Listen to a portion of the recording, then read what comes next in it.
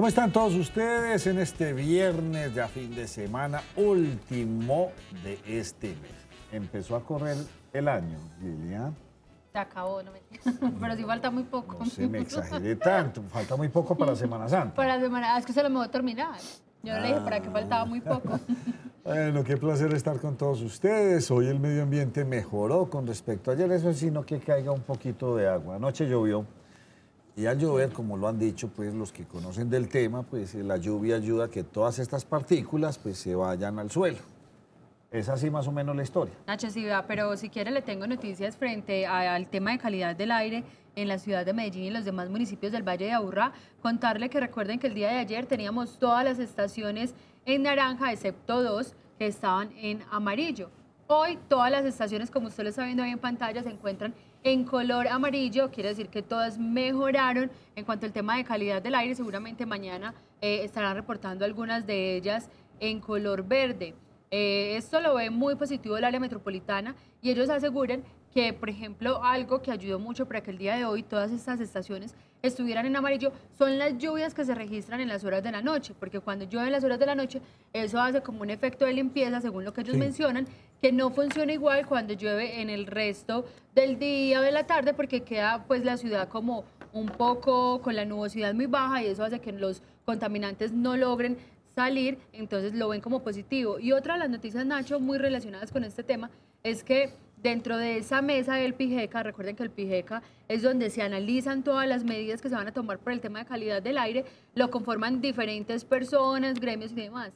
Dentro de esos gremios que estaba ahí, estaban uno de los invitados que nosotros tuvimos acá, que hace parte del gremio de las volquetas, y ellos decidieron, Nacho, pararse de la mesa y no continuar en la mesa con el área metropolitana. Sustentan que no son escuchados, entonces ¿para qué van a seguir continuando con el área metropolitana si siempre hacen caso omiso a todas las recomendaciones que ellos hacen? El director del área metropolitana se refirió hoy al tema y les hace una invitación, dice que lo más fácil siempre es pararse de la mesa, que evidentemente las volquetas de la ciudad de Medellín son volquetas que son muy viejas y que contaminan mucho en la ciudad y en los demás municipios, que se tiene que mirar a ver qué tipo de solución se le busca a esta problemática. Pero no estoy de acuerdo con ese comentario. ¿Cuál? Que lo más fácil es pararse en la mesa. Porque es que el camino más fácil es poner las medidas restrictivas. Como yo mando, entonces yo restringo. Entonces, por lado y lado, las dos cosas son muy fáciles. Entonces, vengan, ustedes, pero si no lo están oyendo y ustedes de una vez ya dicen las medidas son estas y punto, hay que llegar a algún punto intermedio. Yo no sé si de circulación o de bajar impuestos o de qué, para que se puedan tener un parque automotor más moderno, pero mire, por ejemplo, una de las propuestas que tenían desde el gremio, acuérdense que él acá lo mencionó, pues para tener como tal esa solvencia económica y decir vamos a cambiar nuestro parque automotor, ¿por qué la alcaldía de Medellín, en vez de contratar con una empresa, subcontratar con otra, usted sabe que ahí entre intermediarios e intermediarios, pues se va quedando la plata? ¿Por qué no contratan directamente con nosotros un tema, por ejemplo, de recolección de escombros y demás? Y así nosotros sabemos que tenemos un contrato fijo, nos podemos organizar y saber más o menos en qué tiempo podemos cambiar las volquetas. Esa también podría ser una solución, yo creo que viable en caso tal de que la administración la analice. Y más, recuerde que nuestro invitado nos comentaba la situación de escombros en la ciudad, Nacho, que sí se está volviendo muy preocupante. Cada vez vemos más zonas de la ciudad llenas de escombros. Y más edificios demolidos. Y más edificios demolidos. No Ahorita quiero le cuento una historia. Ahorita enseguida, Peri. Me tiene preocupado Yasmín. Yo no sé por quién está llorando, pero la oigo que llora. Una pena de amor. ¿Ah? No, pero ¿por qué? Pena de amor, no, para nada. A mí me tratan muy bien en la vida. Sí. Ella sí quiere, la tratan bien en la vida, carajo. Qué buena noticia, Yasmín, la tratan muy bien. Claro, siempre, no acá mis compañeros, además, mi familia, con ese papá amigos tan querido que usted tiene, que es un amor. Su papá, eso es una belleza. Y es porque no ha conocido a mi mamá, que también es una belleza. El papá, mejor dicho. Señor. ¿Qué me quiere contar, Yasmín? Bueno, Nacho, le comento. El día de hoy se estaba desarrollando en el municipio de Bello un programa, digamos que una iniciativa de varios representantes. Van a hacer un programa muy específico en 3 ciudades, que es Medellín, Cali y Bogotá, y se trata de paz urbana. ¿En qué consiste ese proyecto específicamente? Y es de empezar a mirar cuáles son las estrategias, los mecanismos que pueden utilizarse desde las localidades o desde los municipios para, digamos que, mitigar un poco toda esta ola de violencia. Aprovechamos que estábamos en este evento y hablamos nada más que con la representante a la Cámara Cámara, María José Pizarro, quien de cierta manera ella manifestaba su opinión y su participación frente al homicidio que se cometió por este adolescente de 14 años, y ella recordaba que esta estrategia de utilizar a los grupos, en los grupos armados o en los grupos de delincuencia común a los adolescentes no es una estrategia, digamos que de réplica ahora temprana, sino que siempre ha existido. Lo manifestó que nosotros como colombianos digamos que nos escandalizábamos de cierta manera por la reclutación que hace las FARC o el ELN, sin embargo que nos hacemos los de la vista gorda cuando son los grupos delincuenciales de las periferias de las ciudades que lo hacen. También nos estuvo comentando, digamos que la posición que ellos tienen como colectivo con los senadores que estuvieron el miércoles frente a la Casa de Nariño haciendo la solicitud para que los atendiera el presidente Iván Duque, y nunca los atendió por un espacio de 2 horas. Ellos estuvieron a las afueras del Palacio de Nariño, y además les molestó mucho que sí hubieran podido entrar 3 representantes del Centro Democrático. O sea, ellos manifiestan que lo mismo sucedió con los estudiantes, lo mismo está sucediendo con la Minga, que lo más seguro es que le vaya a suceder lo mismo a los docentes y a todas las agremiaciones que están en paro. Digamos que esa es como la información que le tengo por el momento, Nacho. Don Germán Mendoza, ¿cómo me le ha ido? Muy bien, Nacho. ¿Qué cuenta? Tengo varias cosas para contarle, Nacho, pero yo sí no quisiera... No se me largaste todas porque ya tenemos un invitado muy especial. Entonces, rápidamente, yo... No, sin afán, tranquilo. Y la va a complementar Duber porque hubo respuesta de lo que dijo el presidente de Estados Unidos, Donald Trump. Ah, qué bien. Es preocupante porque pues, todo el mundo creería que en el gobierno de Juan Manuel Santos habría habido, digamos que, un incremento en la salida de coca hacia los Estados Unidos. Pero el señor Donald Trump está diciendo que no, que le parece que el presidente Iván Duque es un buen tipo, que es una persona que se ha comprometido para tratar de erradicar los cultivos ilícitos en Colombia, pero que esa lucha no es suficiente. Que desde que Iván Duque es presidente ha aumentado la salida de coca del país hacia los Estados Unidos. Eso fue lo que dijo Donald Trump en las últimas horas, y Duber tiene la respuesta del fiscal. Pues Nacho, mire, efectivamente esta tarde estuvo el fiscal general de la Nación, Néstor Humberto Martínez, acá en la ciudad de Medellín. Se habló de varios temas, entre ellos pues el tema de la droga, y reconoció, dice que aquí en Colombia efectivamente prácticamente en las principales ciudades, en cada cuadra hay una plaza de vicio. Dice que es muy preocupante el tema y que se está trabajando fuerte por parte de las autoridades justamente para atacar este delito. Se refirió, Nacho, al Bajo Cauca antioqueño. Dice él que es allí donde está una de las principales concentraciones del tráfico de la droga, tratando de posicionarse muchos grupos delincuenciales como los Caparrapos, el Clan del Golfo, disidencias de las FARC y el ELN, para tener este territorio y lograr consolidar una salida mucho más fácil de la droga. Pero ahí, Nacho, hay una situación, y es que hay más de 110 personas capturadas en las últimas horas en un operativo que se realizó en todo el Bajo Cauca antioqueño, entre Antioquia y Córdoba, el sur de Córdoba, que permitió, pues obviamente, la captura de estas 111 personas, Nacho, y ya les vamos a mostrar las imágenes de lo que se logró incautar. 73 millones de pesos en efectivo, 323 kilos de sustancias estupefacientes, también 19 armas de fuego entre fusiles, pistolas, 1.720 cartuchos y otros materiales pues, para comercializar droga, y se logró también la destrucción de 22 laboratorios de coca. O sea, eso deja en evidencia lo que se hablaba, el tema de la droga, de la coca, viene en aumento y las autoridades parecieran no tener control sobre esto. Ahí está. Es complejo, no, es que me quedo pensando en esto, entonces la delincuencia en este país se volteó de uno para el otro lado. O sea, definitivamente este negocio de la droga, de las vacunas, está como de no acabar y cada vez va creciendo más. Dicen que tenemos un muy buen sistema judicial o las penas son muy buenas, pero realmente sí son efectivas. Aquí a nadie le da miedo delinquir. Qué cosa tan Nacho, ¿sabe cuál es de pronto el problema de esas declaraciones? El problema no, pues es una realidad, pero yo creo que es como volver a estar en la mira de medio mundo, por así decirlo, con las declaraciones que entrega el presidente de los Estados Unidos al decir que está saliendo mucha coca. De pronto muchas personas lo empiezan nuevamente a relacionar con algún pasado que muchos mencionan que es un pasado que hemos cambiado. Yo digo, Nacho, que eso sí podría traer implicaciones fuera del tema de orden público, implicaciones en el tema de inversión en Colombia, implicaciones de pronto en el tema de turismo.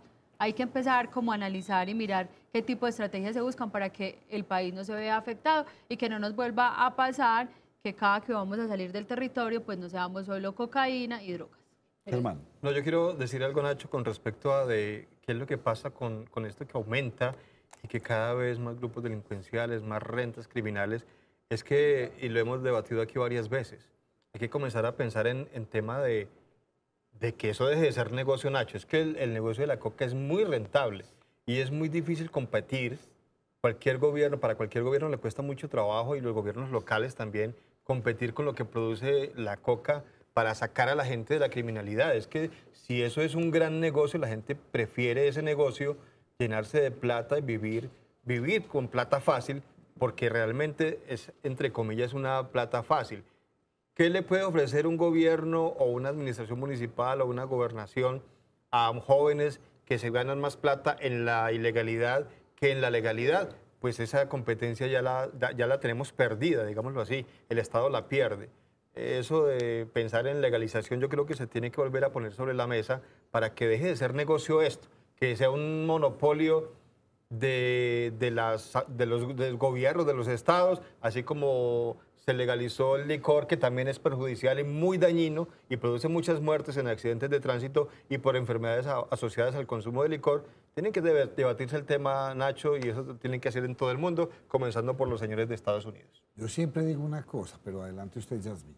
Nacho, pues es que es muy complejo poder dar una... Y apagué el aire. Muchas gracias. Porque estaba que se me va a morir. No, y es ahorita... muy complejo.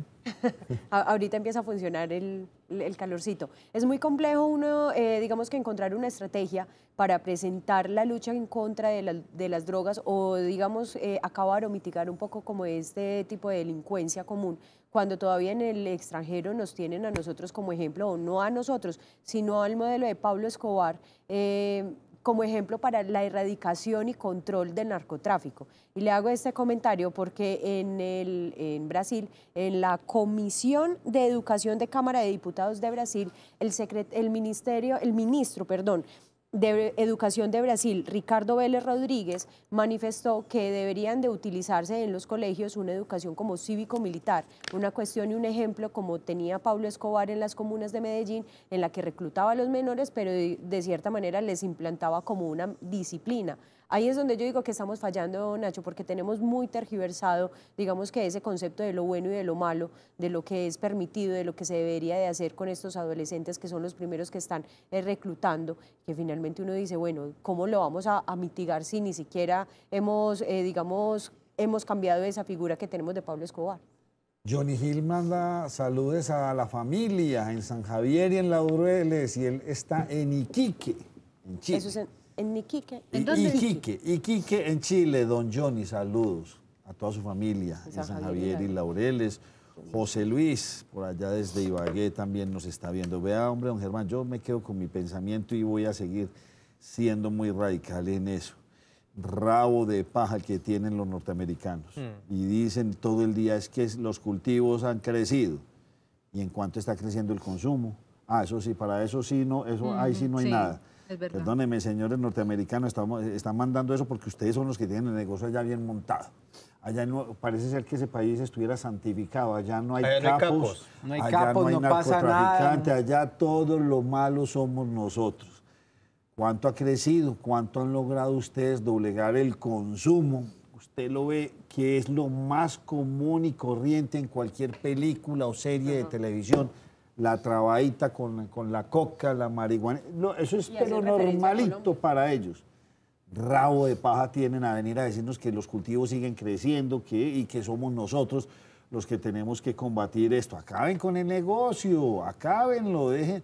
¿Cómo hacer para que la gente no consuma? Debe ser un trabajo, Nacho, de pronto en equipo, no solo echarle el agua sucia a Colombia, sino mirar, como usted lo mencionaba, cómo hacen ambos países para unirse y lograr generar estrategias que permitan que ni de acá salga coca ni allá la consuma. Vea, por aquí me dice don Edison Zuleta, Nacho, es verdad, ¿cuántos narcos gringos han cogido? Pues Al Capone, por allá hace como 500 años. Y era por licor. Por licor. De resto cogieron a este señor de las pirámides, que creo que entonces ya murió. que metieron a la cárcel con una pirámide tan gigante que tenía montada.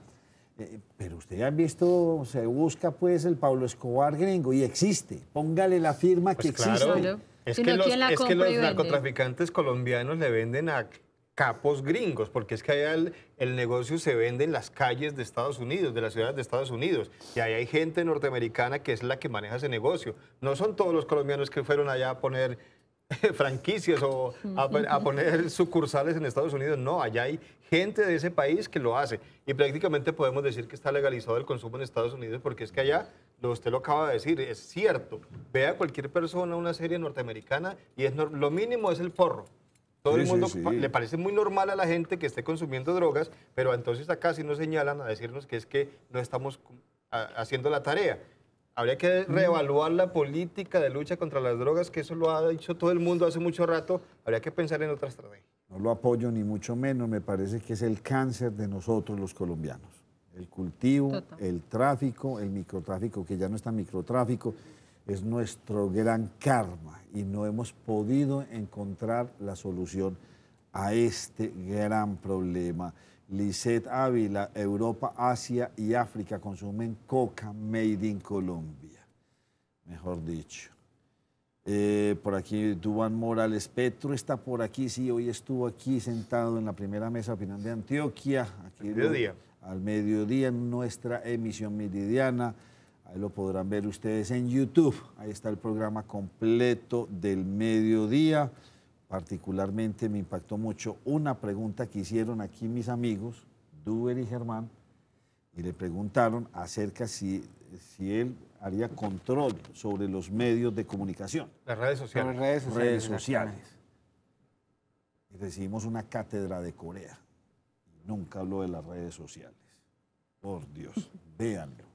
Está en YouTube. También está en Facebook, Nacho, también queda allí en Facebook. También en Facebook, véanlo. También otra pregunta y terminó hablando de la fibra óptica en Medellín. No responde. Es que hacen un curso como para evadir correctamente las respuestas. Para decir lo que quieren decir y les conviene. Graciela Taquinas Lemos está en París. Qué envidia. Buen pan francés allá, qué rico, como es de lindo. París, por aquí desde Buenos Aires, desde tantas partes que nos escriben. Este joven, por Dios, este joven quedó en flagrante, publicamos cómo queda en flagrante en el momento en el que le dispara a esta otra persona. Qué cosa tan impresionante, pero hoy resultó que no solamente era este el caso.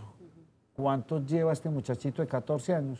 Pues mire, Nacho, si reportábamos ayer y antier hablábamos del caso de este menor de 14 años, que inicialmente se dijo que era 13 años, porque él así lo había manifestado, se había identificado con mentiras y pues eso llevó a pensar las autoridades que tenía 13 años, pero ya tras el cotejo de sus huellas y obviamente pues registrar bien su nombre, se dieron cuenta que tenía 14 años, lo que permite que se inicie con el otro proceso que es como el de restituir sus derechos y iniciar otro proceso diferente al que si tuviera 13 años.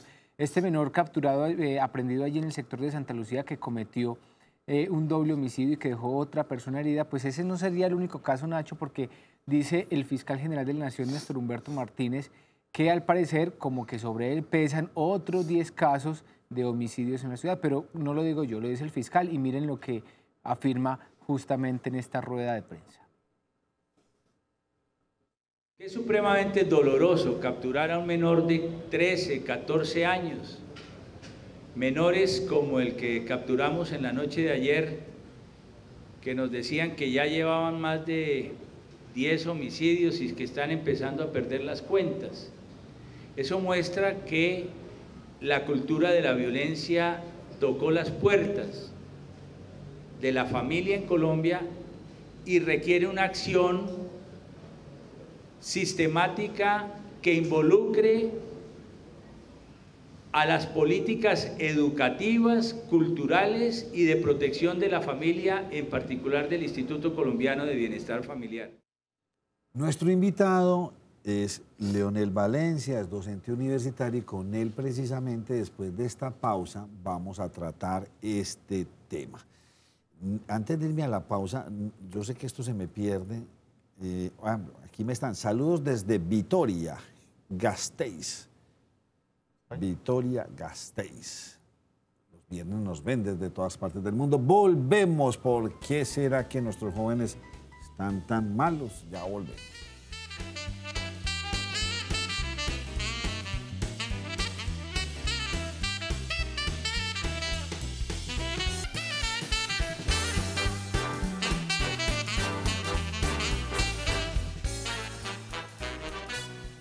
Yo no sé, pero pienso que muchos antioqueños nos estamos haciendo esta pregunta. ¿Qué nos está pasando? ¿Qué nos está pasando como sociedad? ¿Qué le está pasando a nuestros jóvenes? ¿Será que entonces los antioqueños y o los colombianos somos una raza de gente mala? Que nos matamos y tratamos de hacer todo mal y estamos llenos de bandas criminales y lo que nos gusta es la ilegalidad. ¿Cómo romper todo esto? Ya tenemos hasta este caso de este joven, pero nada mejor que una persona que conozca estos temas y de pronto nos pueda dar alguna luz, como es nuestro invitado Leonel Valencia, a quien le doy una muy cordial bienvenida a la primera mesa de opinión de Antioquia. Muchas gracias por estar acá. Le dejo ahí esa pregunta, ¿será que somos malos, Leonel?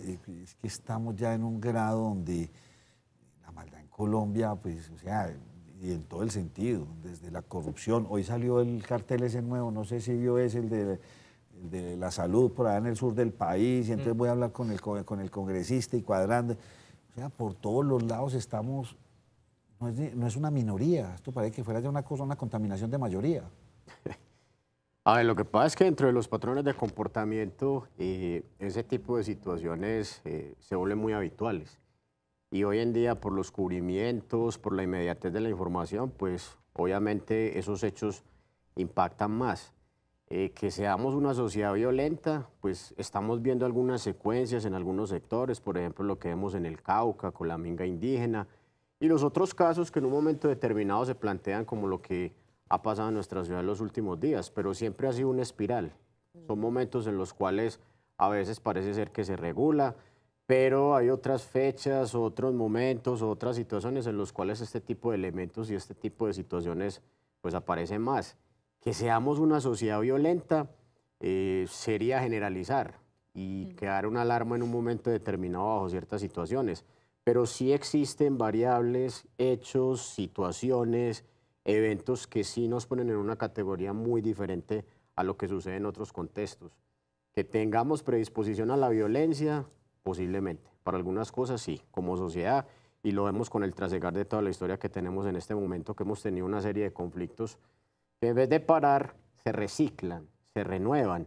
Y la delincuencia, por ejemplo, de nosotros en este momento no es la misma que teníamos hace 25 o 30 años. Se modifican, no se pierden, van mutando, van cambiando cierto tipo de patrones que anteriormente se veían, pero que hoy en día ellos se van acomodando mucho más y prácticamente se van enquistando en todas las vertientes de la sociedad. Uno ve problemas de este tipo a nivel político, uno ve problemas a nivel de salud, inclusive en algunos ambientes en los cuales casi nunca se veía que era la parte administrativa o privada, se ven, son muy frecuentes. Genética, cultural, heredada, esto lo heredamos de los españoles, la conquista y la mezcla de razas. O sea, ¿de dónde nos sale toda esta historia? Y particularmente en Antioquia. Pues posiblemente ese factor heredado de los españoles sea algo consecuente. Algunos documentos históricos muestran que los españoles cuando vienen acá a este territorio, si vienen en una conquista a reconocer los terrenos como tal, ellos vinieron con lo más selecto que tenía España en ese momento. Y lo más selecto en esa época fueron personas que estaban en la cárcel, que habían cometido delitos, que habían hurtado. Se los traen para acá con el objetivo de desocupar las cárceles y que en algunos casos murieran. Y lo que trajeron fue una cantidad de enfermedades y toda la transmisión de esa información y esos hechos. Y el periodo de la conquista no fue un periodo bonito, no fue un periodo fructífero, fue un periodo muy violento. Entonces el pueblo español está muy rico en la actualidad, viven muy bien, porque nos mandaron hace 500 años todos esos pillos, y en la actualidad España es un país pacífico, tranquilo. No, ellos tuvieron también una época bastante complicada, la época del franquismo. Pero es una que Franco acabó con 500.000 españoles. Sí, es una muy fuerte. limpieza. Y acá, pues ustedes ven que después de que ellos salen, el periodo de lo que fue la independencia fue un periodo muy violento. La gente piensa que ese fue un periodo de pacificación, no, fue un periodo de muertes, masacres, acciones beligerantes. Se puede decir que prácticamente era una guerra de guerrillas en una forma instaurada en esa época. Pero no hemos podido trascender de nuestra historia. Yo creo que hemos, sí, claro. Lo que usted dice va evolucionando y va cambiando, pero venimos en una masacre continua desde hace muchos años aquí en Colombia. Se ha atenuado, pero eso es un fenómeno que va. Uno ve que es algo que se recicla, que sigue pasando como tal. Porque el fenómeno ahora se ve tanto en menores de edad. Y es que, miren, Nacho, antes de que nuestro invitado nos responda, yo sí quisiera mostrarle como una tabla de este año de las personas capturadas en la ciudad. Entonces, usted permítame un momento, Duer, antes de que sí, ¿usted iba a preguntar los menores de edad?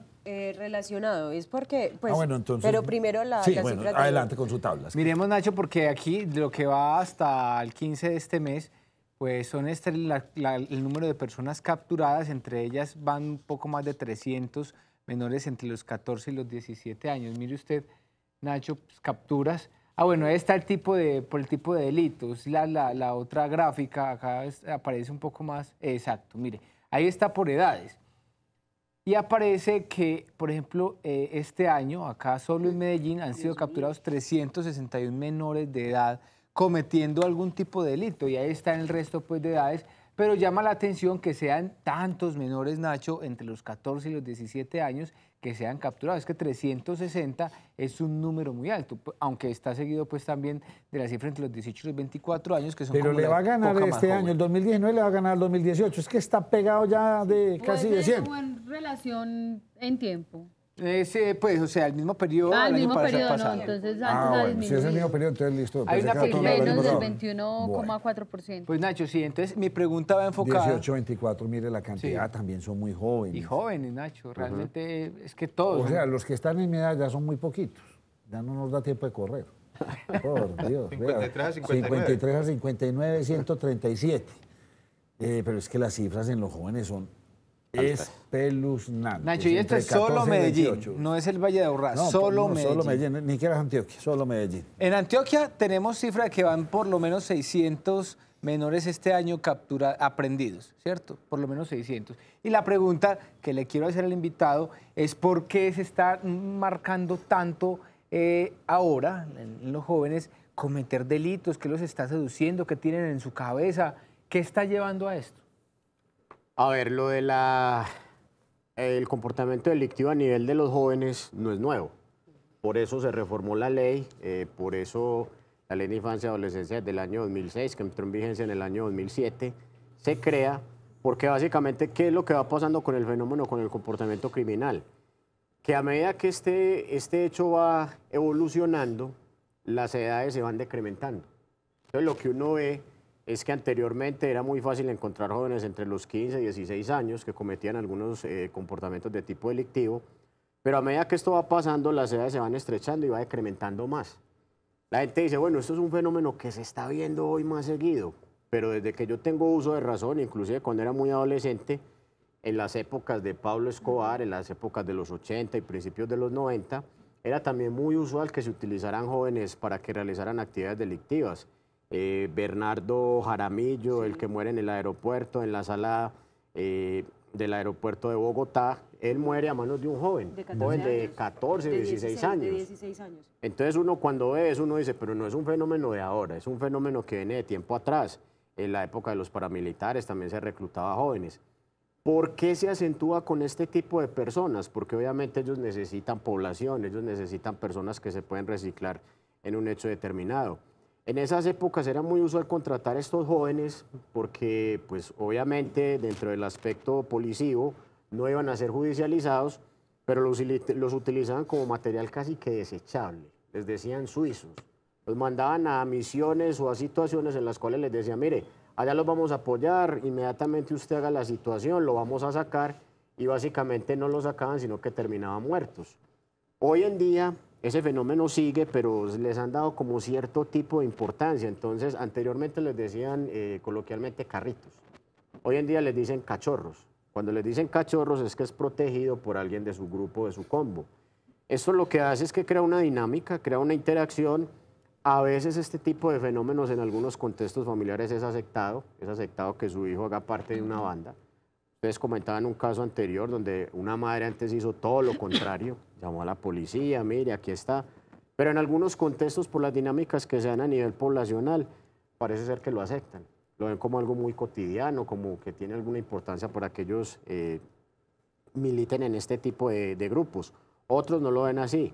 ¿Es un fenómeno preocupante? Sí, porque desde el punto de vista institucional, si bien hay unas políticas, si bien hay una normatividad, es muy difícil que este tipo de problemas se pueda confrontar.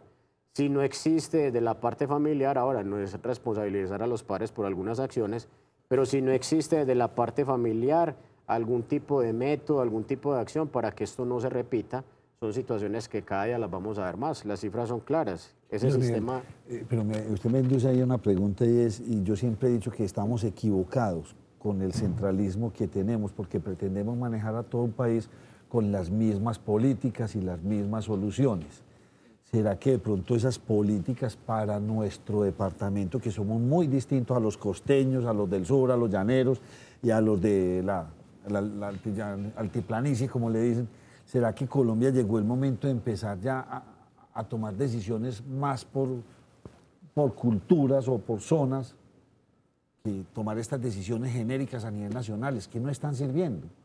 En Bogotá, pues rico, no tienen el mismo problema, pues que el problema acá es muy distinto y se están asesinando. Sí, no, las variables con relación a lo que sucede aquí en Antioquia de Medellín son muy diferentes a Bogotá. Acá se ve mucho más el fenómeno del homicidio en menores que en otras partes del país.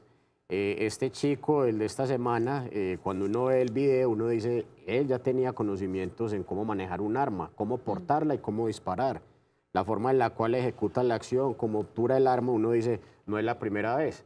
El hecho de decir que tiene 13 años, hay una intencionalidad muy clara, o sea que él sabe que si dice que tiene una edad inferior, el tratamiento va a ser diferente. Y los datos que se obtienen es que está implicado en más homicidios. O sea que ya no estaríamos hablando de una persona que comete un doble homicidio, sino que estaríamos hablando prácticamente de un asesino serial. Obviamente de unas motivaciones totalmente diferentes a lo que se da dentro de la teoría, porque acá no es simplemente por el hecho de que sale a cazar o a buscar en un momento determinado unas víctimas. Hay algo que puede ser del sector, algo que se tendría que investigar específicamente. ¿Qué pasa con un muchacho después de que ha cometido todo este tipo de delitos? Hay una serie de tratamientos, pero esos tratamientos no van a modificar el comportamiento como tal.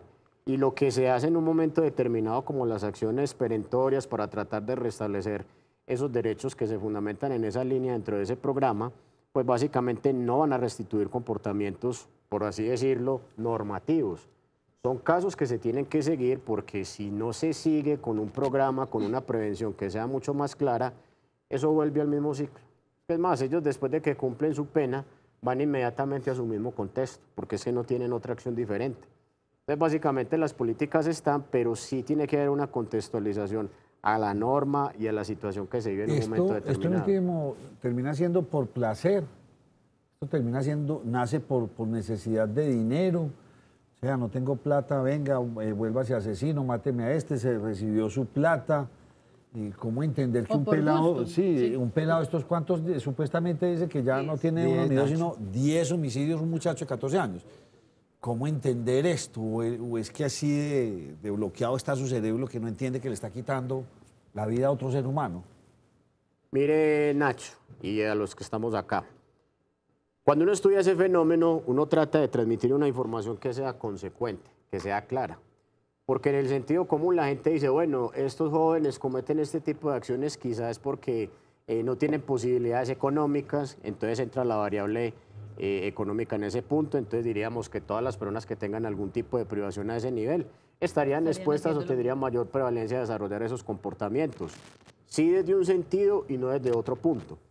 Desde lo estrictamente a nivel de salud, lo que se conoce a nivel psicopatológico, entonces se dice que hay algunos trastornos que pueden llevar a estos jóvenes a replicar esos comportamientos. Entonces el consumo de sustancias es uno.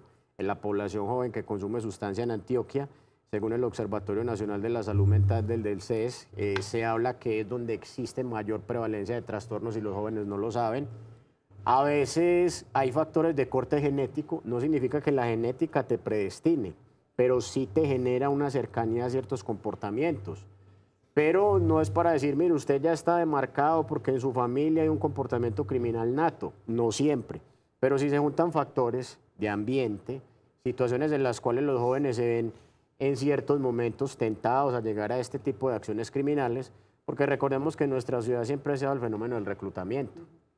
En una forma silenciosa, es algo que a veces no se divulga abiertamente. Entonces, todos estos factores, cuando entran en común, se pueden generar este tipo de comportamientos. Pero venga, yo le tengo entonces que cambiar la pregunta. ¿Será que entonces nuestros jóvenes, dadas las redes y todo esto, cómo es que llaman todas las cosas? La ballena azul, el reto del yo no sé qué. O sea, ya estamos metidos en otra... Entonces un pelado de esto arranca haciendo un reto, matar a alguien, pero también le pago y tiene necesidades.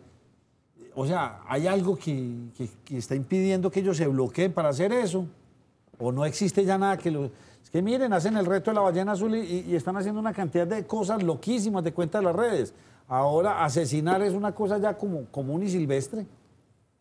En épocas anteriores era muy usual, en las épocas del cartel, que algunos de estos personajes tomaran dos jóvenes que fuesen amigos y le decían al uno al otro, bueno, ¿usted quiere entrar al combo?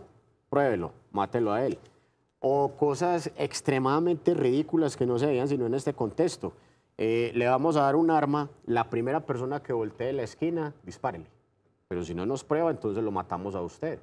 Es una idea que son retos y situaciones muy antiguas y hoy en día quizá por la falta de conocimiento, por la falta de preparación, sí, fácilmente un joven puede caer en este tipo de comportamientos. No significa de que todos lo van a hacer, porque muchos jóvenes con capacidad lo que van a decir es, no, yo cómo me voy a enfrentar, cómo voy a hacer eso.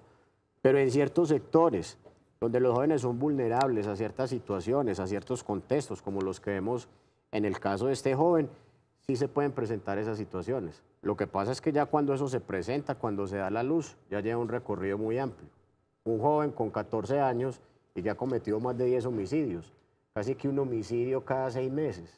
Es algo que ya marca bastante dentro de su repertorio, dentro de su acción vital. Y me queda a mí esa gran rabia, pena de muerte o cadena perpetua. Por Dios, es que eso debería estar ya. Pero aquí eso nos lo pasamos por la galleta y como es menor de edad no va a terminar. Usted tiene una pregunta y voy con Liliana después. Y de cierta manera es porque considero que todavía la sociedad, o de hecho la sociedad para mi forma de ver, es muy doble moralista. Y lo planteo de la siguiente manera. Nosotros nos escandalizamos porque vemos a un adolescente, a un joven de 14 años que dispara, atenta con la vida de otra persona y se la quita, ¿cierto? Pero de cierta manera avalamos esas, digamos que limpiezas sociales. ¿De qué forma entender entonces la sociedad cuando piden castigo para los adolescentes que cometen delitos, cuando definitivamente dicen, bueno, muy bien, que la limpieza social se encargue de ellos y hacemos como si nada, como borrón y cuenta nueva?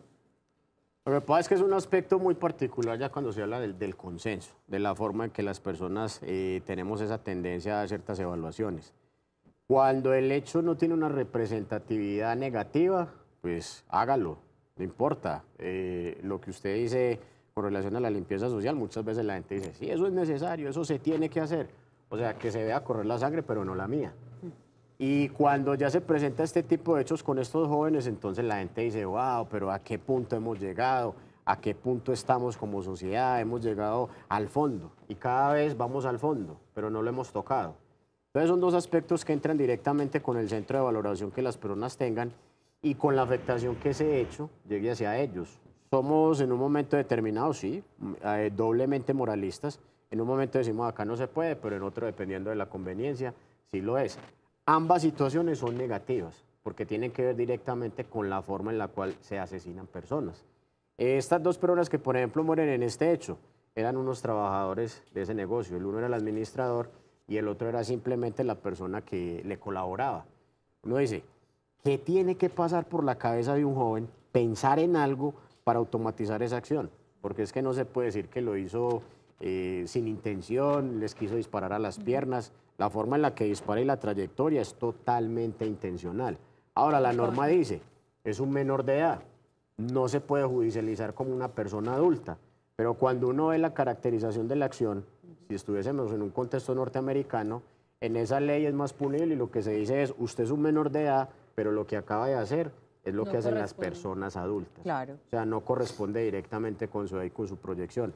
En Colombia, si bien la ley de infancia y adolescencia a veces parece muy inerme, parece que no tuviese un hilo conductor, se ha logrado y se han bajado un poco esos costos, esas edades, Ahora ya es mucho más fácil que, por ejemplo, en el caso de este muchacho, él vaya a recibir una pena que no supere los 8 años. Pero eso es inferior a lo que se da en el código con relación a un adulto. Y más los otros delitos que se le pueden venir, porque seguramente pueden haber denuncias que no se han hecho y que en este caso se vayan a hacer. Faltaría ver si le puede aumentar, pero solamente no le pueden dar más de 8 años como tal con relación a esos hechos.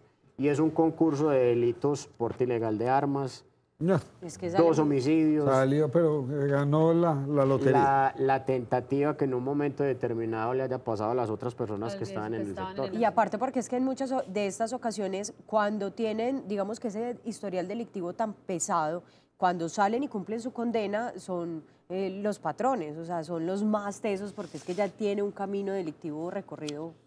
Ya tiene muerto Sí. encima. Pero mire, ahí Nacho, yo digo una cosa, con estos casos tan repetitivos es donde se deja ver la ineficiencia del mismo Estado y la ineficiencia del mecanismo para que estos menores infractores, pues de cierto modo vuelvan al camino y se resocialicen, porque se trabaja con ellos, pero si sale y vuelve a la misma, entonces Enseguida no le vamos a funcionó. preguntar sobre la resocialización, pero Liliana, usted tenía una pregunta. Sí, yo quisiera como preguntarle a nuestro invitado porque la verdad de este caso, aunque muchos no crean, yo ayer me fui para mi casa, me busqué todas las noticias de todos los medios de comunicación, hoy hice exactamente lo mismo, porque la verdad estoy totalmente indignada con casos como estos en la ciudad. Pero de pronto usted que tiene un poco más de conocimiento sobre el tema, que lo ha estudiado, y tal vez generalizar, como usted ahorita lo mencionaba, no es fácil, pero de pronto si hacemos un contraste en si realmente esos factores de riesgo que usted ahorita mencionaba,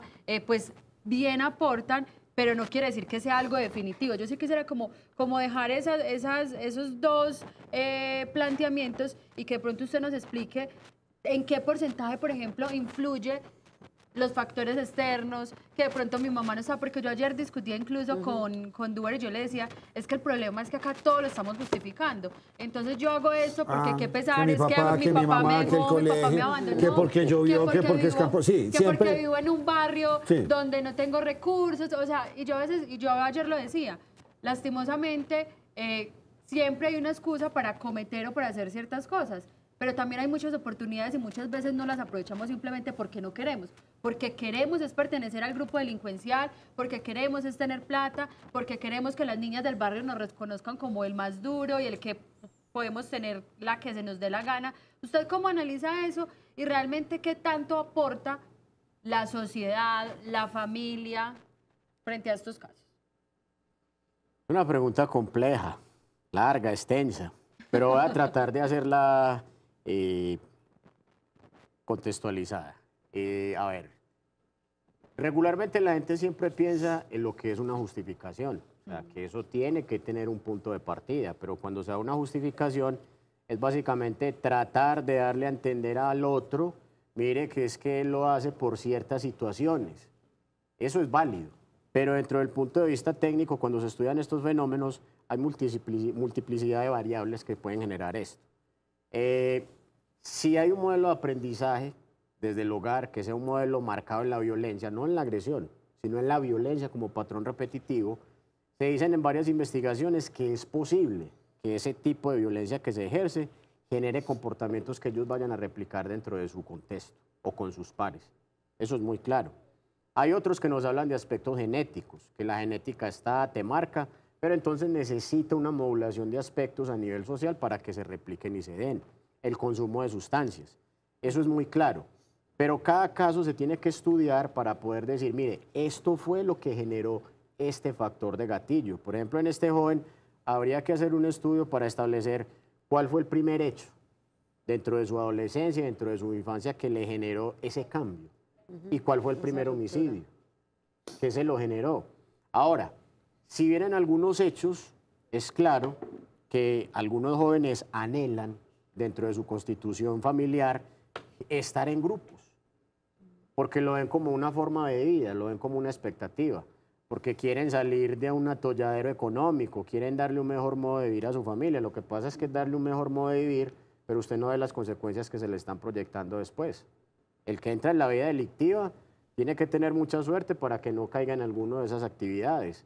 Entonces es algo bastante complejo porque son muchas variables, son muchos elementos pero en sí no se puede justificar, porque el comportamiento delictivo tiene una marca muy clara: abusar, desligar, aprovecharse de las demás personas, generar una serie de comportamientos que obviamente él va a ser el primero, el que va a tener la línea de acción, y no le va a importar. Por ejemplo, el caso de este joven, que ha cometido 10 homicidios, uno más, uno menos. Cuando la gente dice, ellos sí pueden vivir tranquilos, sí pueden estar en sociedad. Ya se acostumbraron.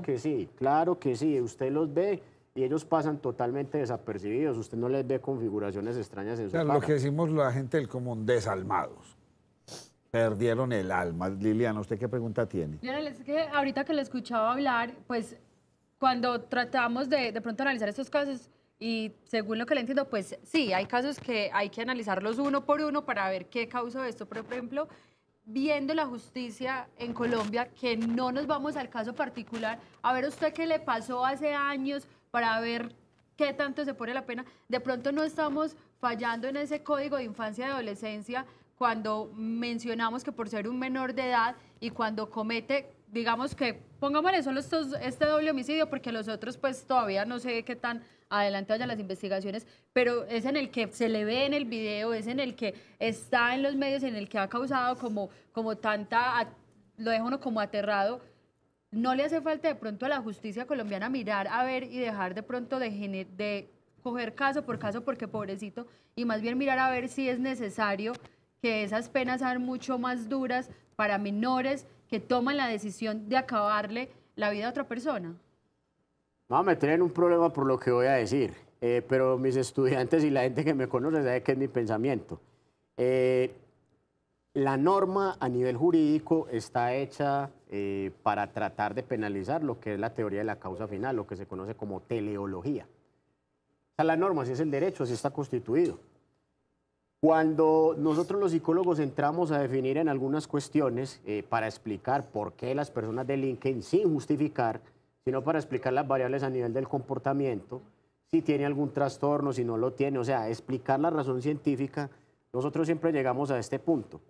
El desarrollo evolutivo es muy claro.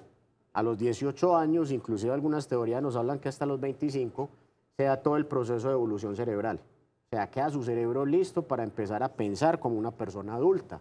En Norteamérica se dice que es hasta los 25, algunas teorías a nivel de neurociencias, y en nuestro contexto colombiano se torna a partir de los 18.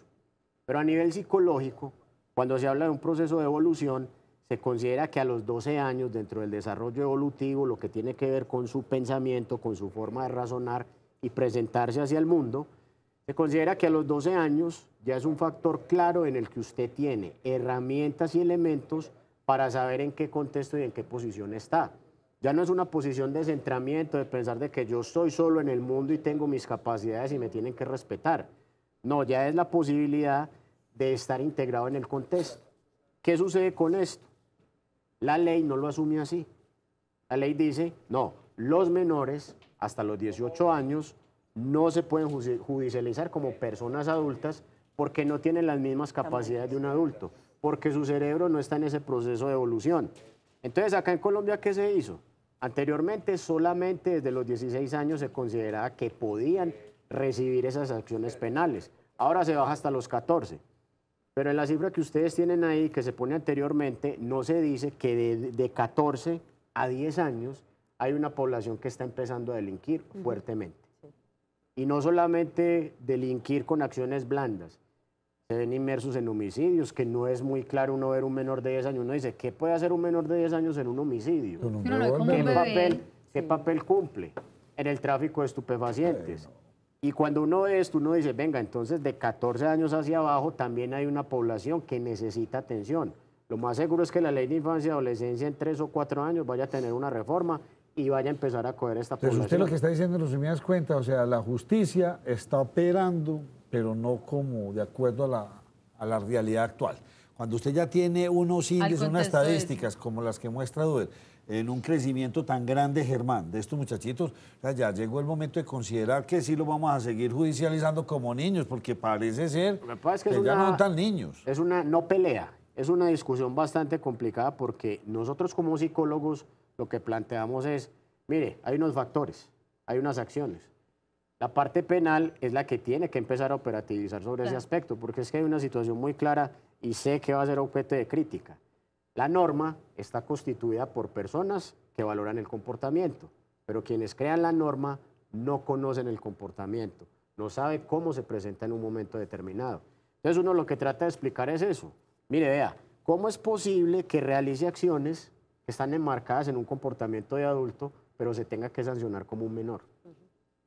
La norma tiene que cambiar, la norma se tiene que modificar, porque si no se modifica, entonces, ¿qué pasa con los grupos y con las personas que integran estas actividades? Venga, vamos a hacer algo, traigamos un muchacho, traigamos un niño. Venga, vamos a hacer algo, traigamos una menor.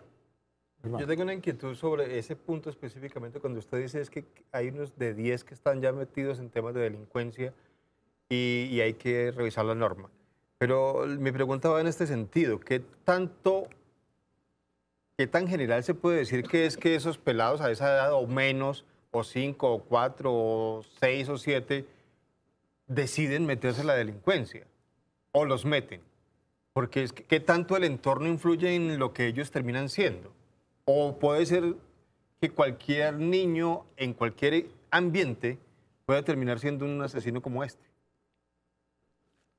Sí, esa última parte de la pregunta que es referencia, sí, o sea, cualquier persona puede llegar a cometer un comportamiento de tipo delictivo, sí. Además, es la especie humana la única que hace eso, usted no ve otros animales en ese tipo de acción. Pero siempre tiene que haber factores que predominen para que este tipo de hechos se presenten y también comportamientos de su propio estilo para que vaya por esa misma línea, porque uno lo que ve es que antiguamente se decía y se estigmatizaba a las personas de ciertas comunas de Medellín. Ah, usted es de tal barrio, ah, usted es un delincuente, usted es un bandido. Y uno lo que ve es que en esos sectores, si bien hay bandidos, no todo el mundo delinque. Total.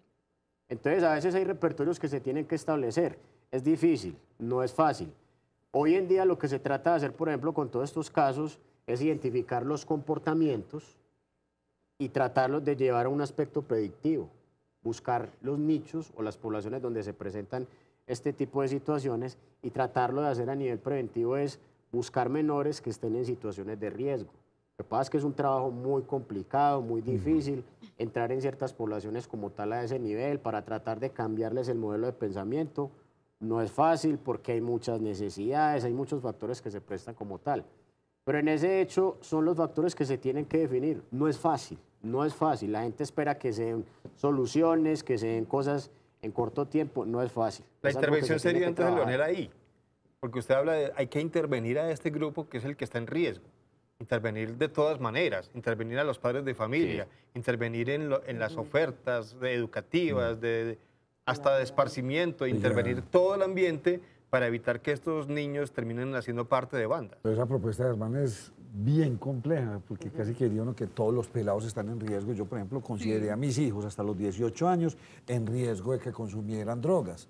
Y estuve presente estar encima de ellos porque uno no sabe el reto del mejor amiguito y ese reto social. Lo que dice Germán es prácticamente uno podría decir casi que todos nuestros jóvenes están en riesgo. Pero si hay factores de riesgo y zonas de riesgo y ambientes de riesgo. Sí, sí hay zonas que obviamente tienen más prevalencia por las situaciones que se presentan.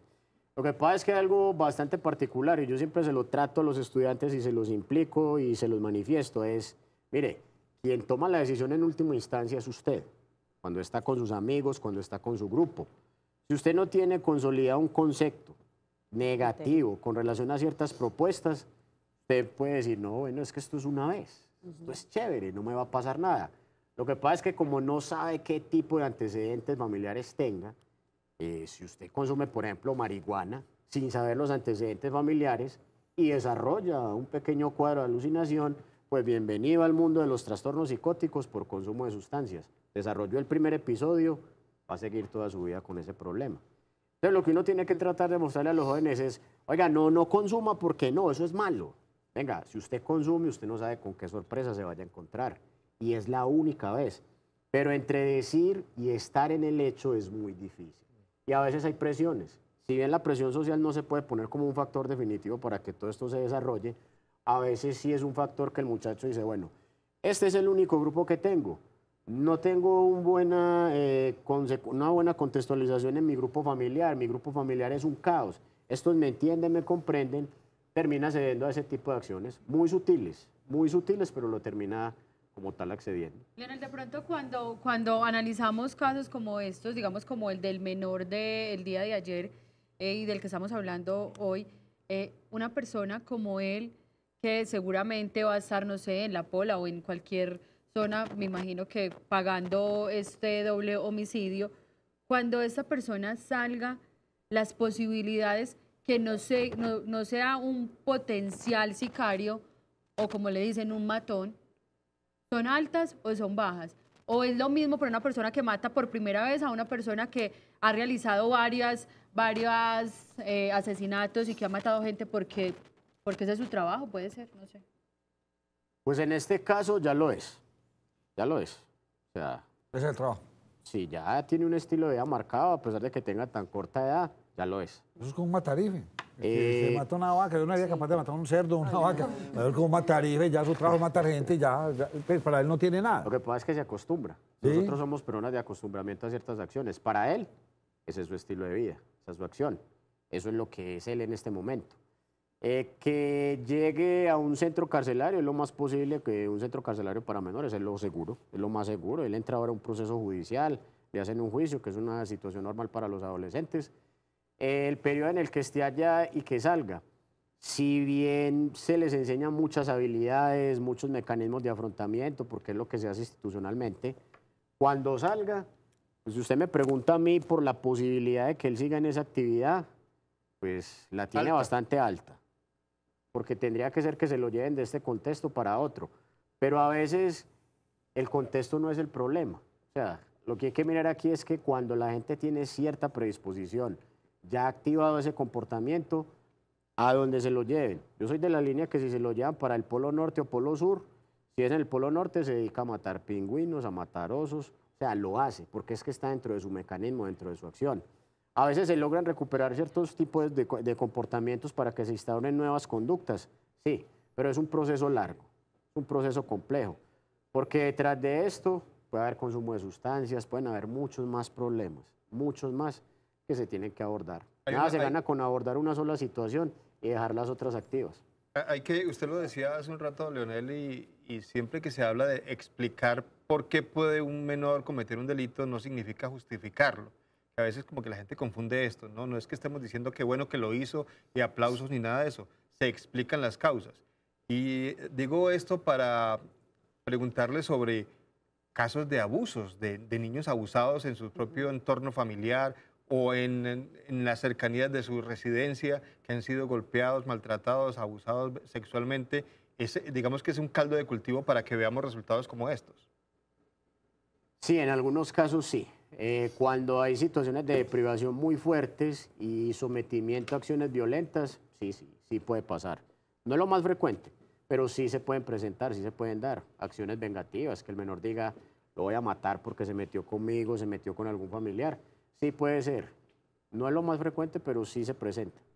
Yasmín, usted tiene algo sobre un testimonio sobre los jóvenes. Sí, señor, y ahorita al inicio del programa les manifestaba que estuvimos con María José Pizarro y ella tiene, digamos que una observación muy particular sobre lo que sucede con nuestros jóvenes, no solamente acá en Medellín, sino en diferentes partes del país.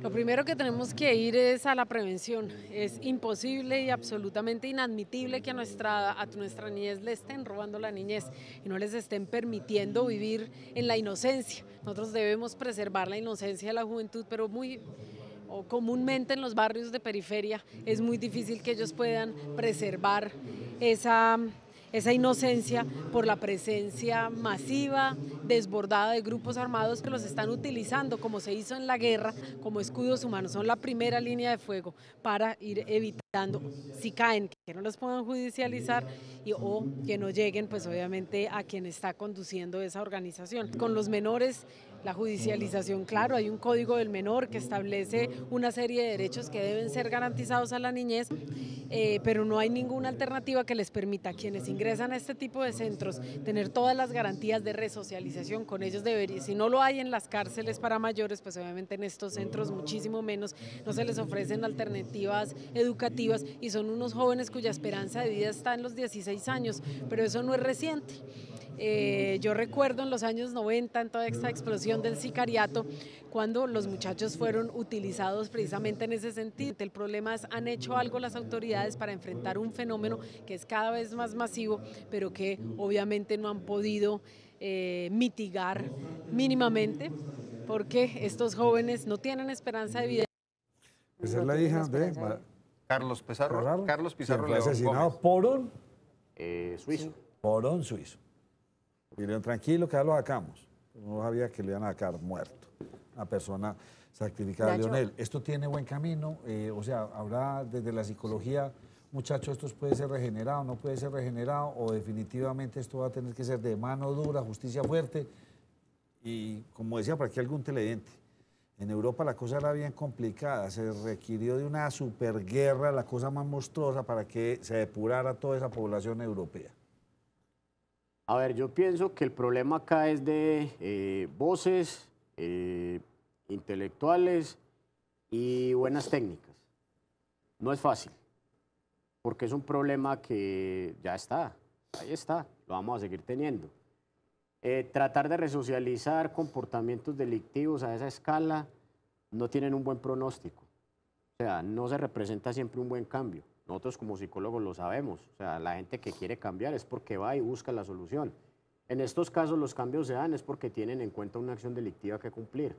A veces lo que se hace es simplemente, bueno, yo tengo que venir aquí, no te lo dicen, pero saben que están ahí porque, bueno, tengo que mostrar algo, tengo que simular algo para que me generen un cambio y para que me vean diferente. En ese tipo de comportamientos uno de los problemas es ese, la simulación. Como ellos quieren dominar, manipular, controlar, entonces lo que hacen es que le dan a usted el mensaje que usted quiere. Pero debajo de contexto siguen con la misma línea de acción. Buscar cambios no es fácil en comportamientos que no lo requieren y que simplemente lo que muestran es, bueno, yo te voy a mostrar que estoy cambiando, pero no va a cambiar. Entonces lo que se tiene que hacer es buscar factores predictivos con poblaciones que estén en riesgo antes de que lleguen a ese tipo de acciones con las que se pueda trabajar. Ellos saben sostener, y si es un añito de echar cuento de que vean que yo cambié, lo sostienen. De llorar. Fácil hacer toda la película y salimos y caímos en lo mismo. Lastimosamente, qué situación bien compleja. Leonel, gracias por habernos acompañado. No, a ustedes por el espacio. Su comentario Sí, final para... al final, es que ella me dejó, María José Pizarro, representante a la Cámara, me dejó muy tocada con algo porque ella manifestaba que los adolescentes ya no tienen esperanza. En la mayoría de las ocasiones no tienen esperanza y por eso toman ese tipo de acciones. ¿Qué tan cierto es eso? No, yo pienso que eso es un concepto aparte de todas las situaciones que se presentan. Muchos jóvenes pueden estar desesperanzados, muchos jóvenes pueden estar en situaciones caóticas y no tomar esa decisión. Eso es un concepto particular que no tiene que ver para nada con lo que pasa en la generalizado, yo decir que los Sí, jóvenes sí, están porque desesperados y que vamos a caer. entonces, cuando un joven entra en un periodo de depresión, cójalo, atájelo porque es que va a ir a matar. No, cuando alguien entra en un periodo a ese nivel, a nivel clínico, lo que pasa es que se va a suicidar. No entra en ese estilo de comportamiento. Como los dos que acabamos de ver en Pereira, ¿dónde fue? Dos que se suicidaron esta semana. Sí, en Pereira. En Pereira, bien complicado. En Jóvenes ya menos de suicidaron. 48. Le agradezco otra vez haber estado acompañándonos ustedes por el aquí. espacio. Liliana enseguida les tiene unos cuentos muy interesantes. Pero antes de irme a esta pausa, el domingo iniciamos el primer reality político en el canal Cosmovisión.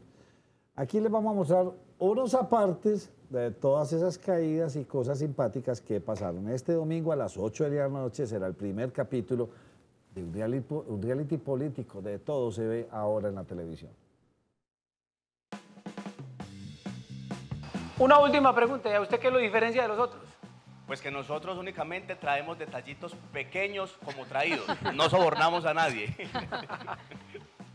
Era una gran preocupación aquí de nuestro jurado. Ah, pues hombre, muy bien, gracias Alejandro. Muchísimas gracias. Muchas Vea, gracias. pan de quesitos de Santa Rosa, doctor Gilberto, muchas usted gracias, hombre. que le gusta con chocolatico.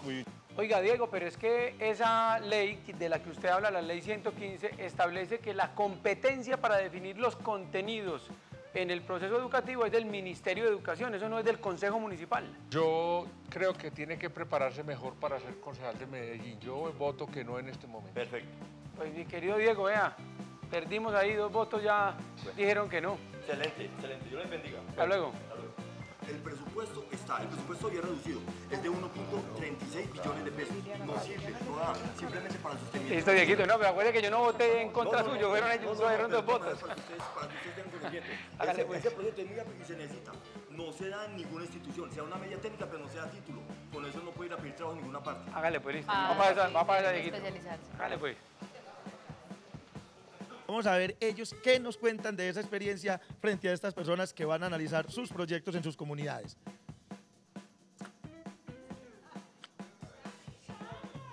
¿Sintió? ¿Qué sintió? No, eso da mucho susto. ¿A qué santo se encomendó? ¿Al quién? Al señor caído. Ah, claro, porque es que usted es un candidato de Barbosa. Girardota. Ah, entonces repetimos. ¿Pero qué? ¿A qué santo se encomendó? Al señor caído, lógico. Ave María, claro que sí. Al santo de Copacabana. Porque... ¡Ay, güey! Ah, bueno, pero se encomendó a algún santo, ¿no? Al señor caído, por supuesto. Bueno, y es que en esta comunidad que usted habita, en la que está su gente luchando, ¿qué es el principal problema que ustedes tienen en Copacabana? Girardota, no, en Girardota tenemos... Tenía susto, yo no voy a tener susto. ¿Usted a qué santo encomendó? Al señor caído de Girardota. Ave María! Bueno, y es que ahí hay mucho por qué rezar, ¿o qué? ¿Cuál es la problemática, la principal problemática de esta comunidad? Allá se están pidiendo milagros día a día por la contaminación y la corrupción.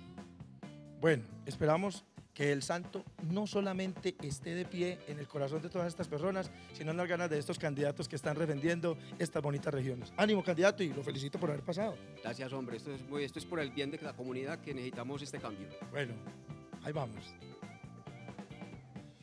Ah, ¿qué hubo pues? ¿Qué hubo pues? Ve, Ave María, muy bien. Bueno, ¿y usted qué? ¿Cómo va? Muy bien, muy bien. Venimos de... Por lo que verdaderamente se apasiona. ¿Qué hubo pues? ¿Cómo le va? Me gustó esa vuelta, vuelva el giro. Porque ese es el giro que se le da a la política, ¿sí o no? Otro giro. Eso, hay gente que está así bacana. ¿Cómo se siente? Con toda. Si en Copacabana chupan piña, en la política, ¿qué sabor debemos esperar? Debemos de esperar el sabor de la buena naranja del municipio, de los municipios más bellos que tiene Antioquia en el norte del Valle de Aburrá.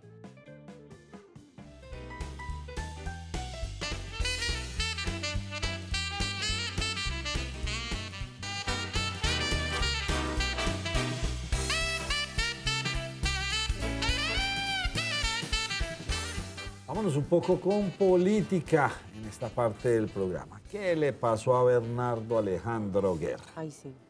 Nacho, a Bernardo Alejandro Guerra, recuerden que él viene en un proceso que se le estaba adelantando, se había anunciado que podría perder su curul. Él nada más ayer, Nacho, y yo me lo supuse porque nada más ayer él me estaba comentando, o antier, que todo en este país corre muy lento, pero cuando se trata de él, corre muy rápido. Eso era lo que él mencionaba el día de ayer. Pues resulta, Nacho, que ese fallo es un fallo en primera instancia que dice que pierde su curul. Recuerden que él es concejal de la ciudad de Medellín. Él manifestó que hoy recibió esa notificación y esa decisión por parte del Tribunal Administrativo de Antioquia.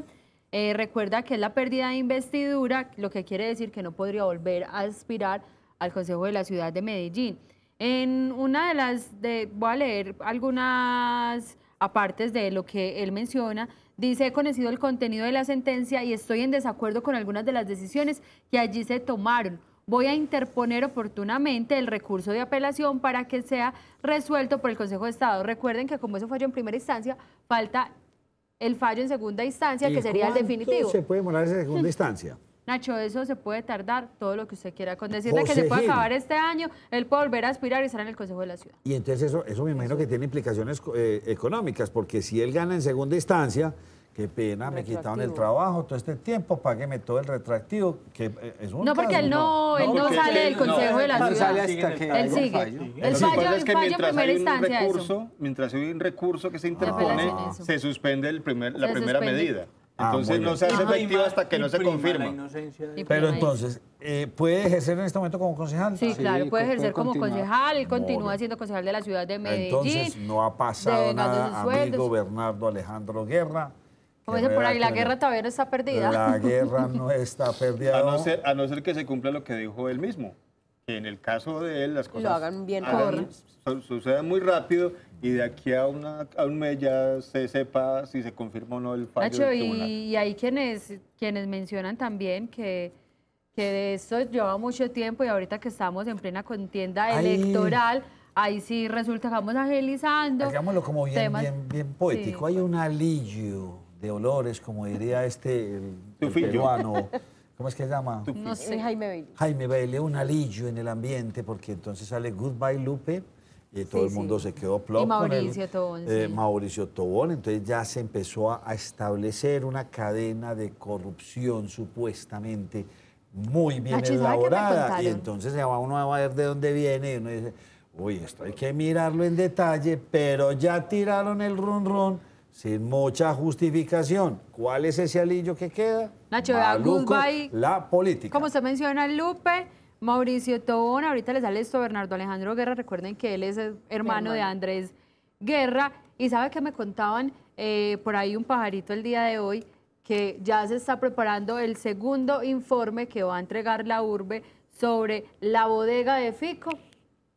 Muchos dicen que eso tiene que ver con el tema electoral, mirar cómo vamos dañando imágenes, habrá que esperar qué pasa, y mirar y revisar de pronto qué dice esa segunda parte o esa segunda versión de esta bodega. Estaremos muy pendientes de toda esta información, todos estos runrunes que vienen y van, y casualmente faltando 3 meses o 4 meses para elecciones. Nacho, ¿sabe? Bernardo Alejandro, se me parece algo a lo que escuchaba Gustavo Petro en el programa del mediodía con Germán y con Duber. En el caso de Bernardo Alejandro dice pues que a él le están investigando de una. Y en el caso de Petro dice que la Fiscalía no investiga las acusaciones o las amenazas en su contra. O sea, es como invertido, pero en últimas termina haciendo lo mismo. Al uno lo investigan muy rápido, al otro lo investigan muy lento, y según ellos. Que todas estas cosas tendrán que caer en Andrés Guerra. Amanecerá y veremos. Yo creo que de cierta manera también lo afecta. Obvio. Sí, es un tema de imagen. Sí lo afecta. Entonces, veremos de aquí a Semana Santa, debe salir. O sea, en el mes de abril lo que vaya a salir, debe salir. Lo que yo, Sí. Lo que yo digo, Nacho, es que son cosas para dañar imágenes de aspirantes o familiares de aspirantes o cosas de estas infundados, o sea, sin nada sólido, pues eso sí es grave. Eso es mala prensa, eso es lo que usted quiera. Pero si son cosas reales e irregularidades comprobadas y que realmente merecen las sanciones que se merezcan, pues que se sepan en cualquier época, ¿o no? Pero como que no han salido con ninguna prueba clara y contundente. Por ejemplo, Nacho, yo leí eso. Yo la verdad, no sé si es que soy, ¿cómo se le diría eso? Iba a decir muy torpe, pero suena muy feo. Pues yo la verdad no entendí absolutamente nada o ignorante frente al tema de lo que estaba en el famoso Goodbye, la relación del gobernador Mauricio, la esposa, yo no sé quién, con el político. Yo la verdad, sí, eso era todos con todos y no entendí. Sustentado el asunto y se le nota, no sé, se le nota ese otro alillo. José Fernando. José, Nacho, información económica. Si quieres yo me cambio un nombre, yo me llamo a partir de hoy José Ignacio. José Ignacio López. Nacho, información económica. ¿Dónde estuvo hoy usted que no lo vi en todo el día, hombre? Estuve Roberto. En las asambleas de ISA y de Suramericana. ¿Y cómo le fue? A mí bien, pero no tan bien porque no soy accionista. Si fuera accionista me habría ido mucho mejor. Suramericana.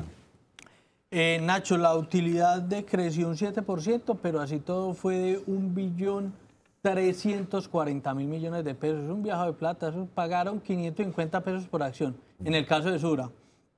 En el caso de ISA fue de la utilidad de 1.529.000 millones de pesos.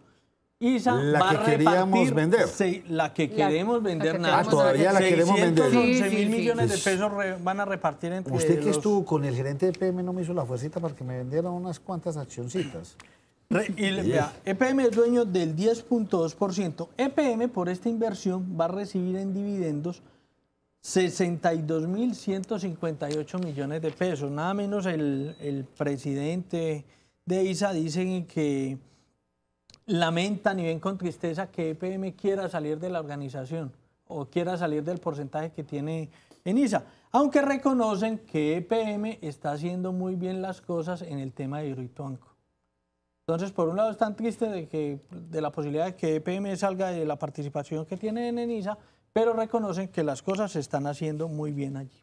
Ya estaremos, Liliana y yo. Yo voy a hacer esa fuerza para ir el próximo jueves a conocer Sala de Máquinas. Ah, Nacho también va a ir, no, Lili. Yo tengo muchas ganas, pienso que tengo esa oportunidad en la vida y no la voy a perder. Nacho, y cuando esté allá va a quedar sorprendido, se acordará de mí. O sea, Sor Nacho. Se va a decir, ¡oh! Oh. Usted, José, ¿qué más quiere contar? Pero le quería contar algo más de los resultados. En el caso dicen que fue un excelente año, que llevan 3 años con resultados, ISA, sí, muy buenos. Afirman que siguen mirando quizás posibilidades en Argentina. No descartan continuar creciendo en Brasil. Yo hay veces, cuando viene aquí María Paulina Guinagui y nos habla de todos estos asuntos, de todas las inversiones, lo que pasa es que como están vetados en Colombia, no pueden crecer más. Entonces tienen tantos excedentes, ¿qué hago? Pues empiezo a buscar mercados. Hay quienes están de compras en Colombia. ¿Quién es Nacho? De Islas Barbados. El principal grupo empresarial ya no tiene más que hacer en Barbados. Pues están comprando una cantidad de concesionarios y distribuidores y buscando negocios en Colombia. Pasa con todas las organizaciones del mundo. Entonces van a empezar a buscar alternativas en otras partes. Van a empezar. Tienen la posibilidad de seguir creciendo y seguir invirtiendo y dicen que no descartan Argentina. Ellos ya están en Brasil, dicen que en Brasil tienen la posibilidad de seguir mirando qué más hay. Eso por el lado de ISA. Y por el lado de Sura, estos afirman que van a invertir $82 millones en la transformación digital, que el negocio de los seguros y de banca, que es donde ellos están, tiene poca penetración en los mercados donde están. Entonces esperan seguir creciendo, pero en los mercados donde ellos están. Y hablan que la ley de financiamiento, en el caso de esta compañía, la ven con buenos ojos y dicen que obviamente esta tiene como objetivo seguir generando empleo. Con muy buena imagen, esta marca. Sí. Tanto en salud, aquí lo hemos hablado, ¿sí? Sí. Tanto en seguros, o sea, tienen buena imagen, han hecho la tarea, pero buena reputación. Pero en el caso de Sura manifiestan que no tienen a la vista nuevas compras. Van a seguir creciendo en lo que tienen, en los mercados donde están y haciéndolos más eficientes. Que bajen un poquitico la tarifa del seguro y quedaron muy bien. Contrario a lo que, por ejemplo, ayer hablábamos de Argos, que sí va mirando a ver qué... Hay veces las cosas buenas cuestan su dinero. Usted me dijo, no me voy a ir de este programa sin contarle una cosa. Una historia. Atentos a la historia todos, señores. Duber, concentrado, por favor. Historia de Liliana. Nacho, sí, va a decir como dice Duber, eso es una historia de no creer. Muy bien. Resulta, Nacho, que hoy estábamos en el municipio de Itagüí y pues... Yo a veces me pongo a chismosear y a hablar ahí con los funcionarios y pregunté por Babilonia. Resulta que sorpresa me llevé porque, ¿cómo le parece que Babilonia, pues en la vía o en la calle en la que está ubicada el edificio, pues esa vía ya lleva desde el mes de junio del año pasado cerrada, está clausurada, nadie puede pasar por allí porque hay peligro de que el movimiento de los carros, de que de pronto se pueda pasar algo, desprenderse alguna parte del edificio, le pueda caer a alguna persona que esté pasando por la zona y demás. Pues esto ha generado mucha inconformidad, pero resulta, Nacho, que la administración municipal de Itagüí, muy responsable, pues le pidió ayuda al área metropolitana para instalar unos sensores del CIATA al interior del edificio. ¿Esto con qué fin? Con el fin de monitorear si el edificio tenía o no tenía movimientos bruscos, si el riesgo de que se fuera al piso pues era muy evidente o alguna cosa así. Y pues resulta, Nacho, que ¿cómo le parece? Que los dueños de este edificio decidieron decirle a alguien, pues, no venga, hágame el favor usted y vaya y vive en el edificio por estos días, con el fin de desactivar los sensores y fuera de desactivar los sensores, no permitir el ingreso de la administración municipal. Resulta que, bueno, los desactivaron la primera vez, la administración municipal fue otra vez, instaló los sensores, los dejó... funcionando, cuando menos pensaron, no volvieron a tener reporte del edificio, otra vez volvieron. Resulta, Nacho, que cuando se fue a ver a esta persona allí, pues ya no los dejaron ingresar. Fueron otra vez, nada, puerta cerrada. Aquí nadie puede entrar, esto es una propiedad privada, ustedes no tienen autorización para ingresar. Pues resulta, Nacho, que hoy me enteré que la administración municipal pues ya se cansó de estar tocando las puertas y que nadie le abra y tomó la decisión de llegar con policía y hacer un operativo precisamente para poder ingresar al edificio y hacer un monitoreo, porque ellos aseguran que prima la vida y prima el patrimonio de todas las personas que están allí y también mencionan muy irresponsable tener una persona viviendo en esta zona, un edificio de alto riesgo que está evacuado. El operativo se iba a realizar el día de hoy, yo estaba muy atenta para ir a grabar precisamente dicen que lo van a realizar en los próximos días o en las próximas horas. Estaré muy atenta, Nacho, y esa es la historia de no creer. O sea, Lili, que en ese edificio solo vive una persona. ¿Quién está cuidando el edificio para que no entre la administración municipal? Vea usted, historias de no creer, como dice Don claro. Duval. Démosle la oportunidad a José que hable el desquite. Su equipo, ¿qué hombre? ¿Está como malo? ¿Qué le está pasando a su equipo en Medellín? Usted... Ya lo frenó. Oiga, le tengo dato a Germán de Cali. ¿Cuál es la persona que más ha utilizado Uber en este país? Un caleño. ¿Sí? 4.000 y pico de oportunidades ha utilizado. Tiene el récord, un caleño, de haber utilizado Uber. Bien interesante, en Cali. Bueno, entonces, ¿hay futbolín este fin de semana? Hay fútbol, Nacho. Recuerda que veníamos de fechas FIFA y hay buenos partidos. Juega el Borussia Dortmund y el Wolfsburgo.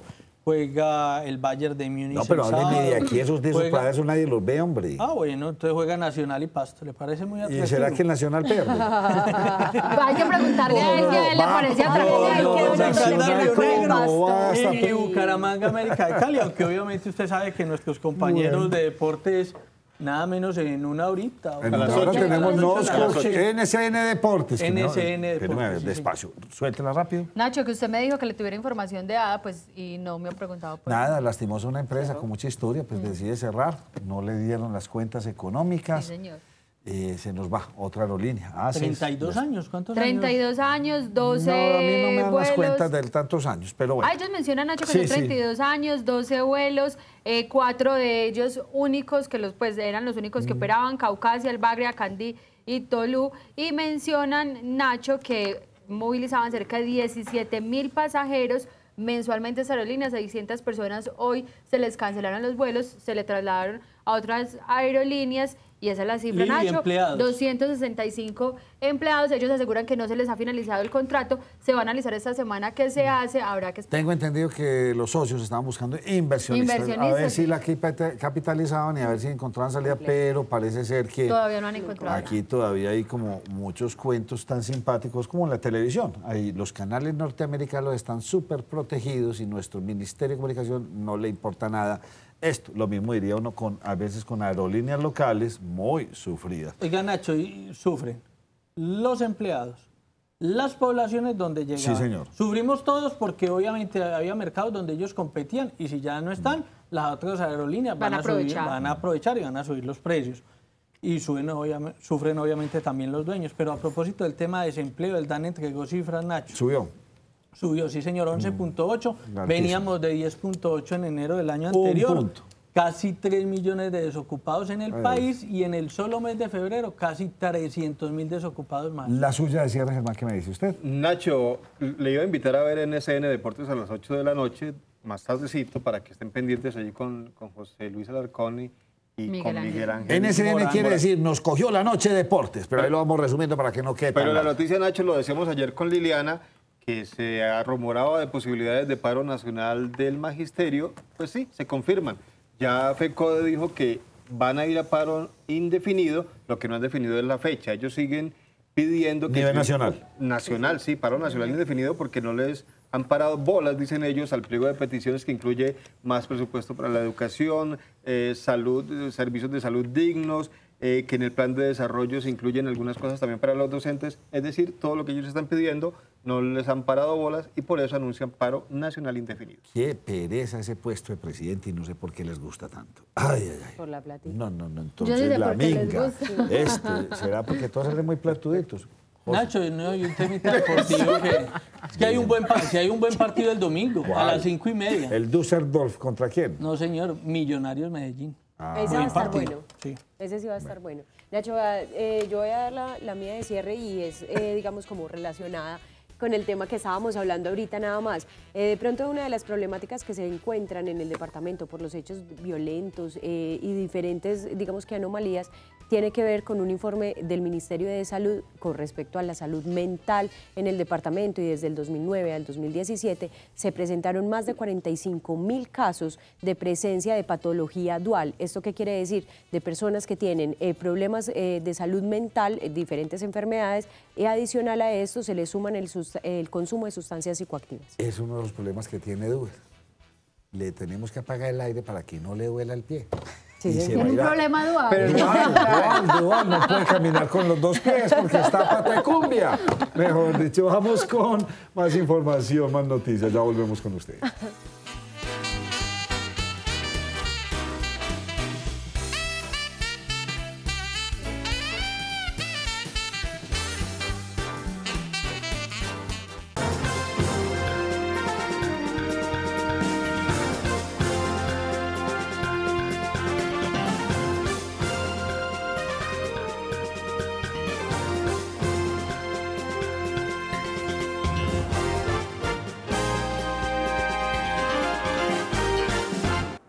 ¿Qué tal? Buenas noches, soy Germán Mendoza, bienvenidos a Cosmovisión Noticias. Mucha atención, el fiscal general de la Nación, Néstor Humberto Martínez, de visita en Medellín, aseguró que en muchos de los homicidios cometidos en la capital antioqueña se ha encontrado munición de la Guardia Nacional venezolana.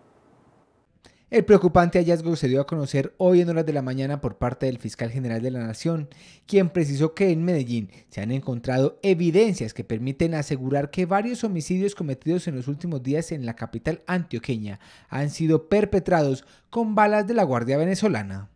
En materia de armas, sí quiero señalar una nueva plaga que le nace a la criminalidad, que tiene que ver desafortunadamente con la circunstancia de que empezamos a encontrar en este momento municiones que están usando las organizaciones criminales provenientes de la Guardia Nacional Bolivariana de Venezuela.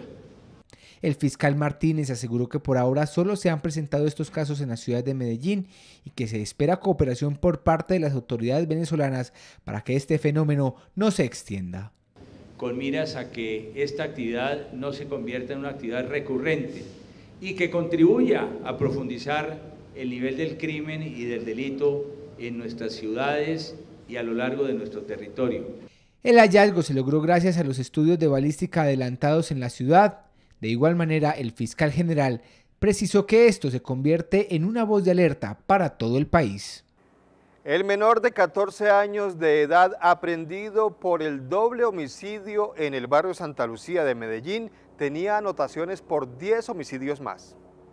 Según se dio a conocer por parte de las autoridades nacionales, el menor de 14 años aprehendido la noche del pasado miércoles en el barrio Santa Lucía de Medellín, después de cometer un doble homicidio y dejar otra persona herida, este no sería el primer crimen cometido por el menor, pues sobre él pesarían por lo menos otros 10 homicidios. Que es supremamente doloroso capturar a un menor de 13, 14 años, menores como el que capturamos en la noche de ayer, que nos decían que ya llevaban más de 10 homicidios y que están empezando a perder las cuentas.